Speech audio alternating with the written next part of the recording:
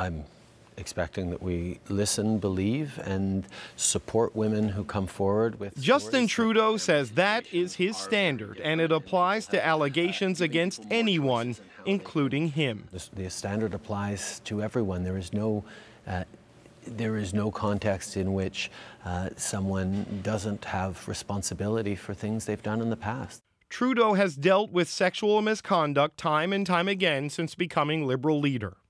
Backbenchers Scott Andrews, Massimo Pichetti, Darshan Kang, all suspended or expelled from caucus since 2014. Cabinet Minister Hunter Tutu resigned from cabinet and caucus after an inappropriate relationship with a young staffer. Kent Hare resigned just last week, and other women have come forward since then. It's even reached the Prime Minister's office, where senior staffer Claude-Éric Gagné is on leave while being investigated for inappropriate conduct involving multiple women. But Trudeau insists one name you won't see on that list is his. I don't think so. I've been very, very careful all my life to be thoughtful and to be respectful of people's space and people's headspace as well. His principles are firm, but the Prime Minister concedes the policy is a case-by-case work in progress. I don't have a rule book that's been handed down to me from Wilfrid Laurier as leader of the Liberal Party on how to handle these situations.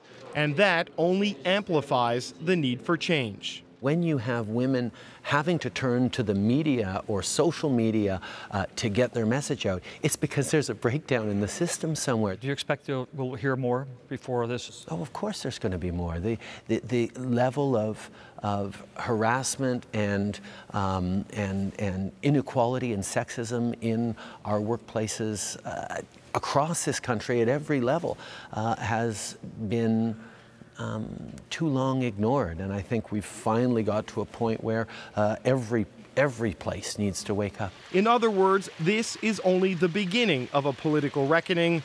The end is a long ways off. David Cochrane, CBC News, Ottawa.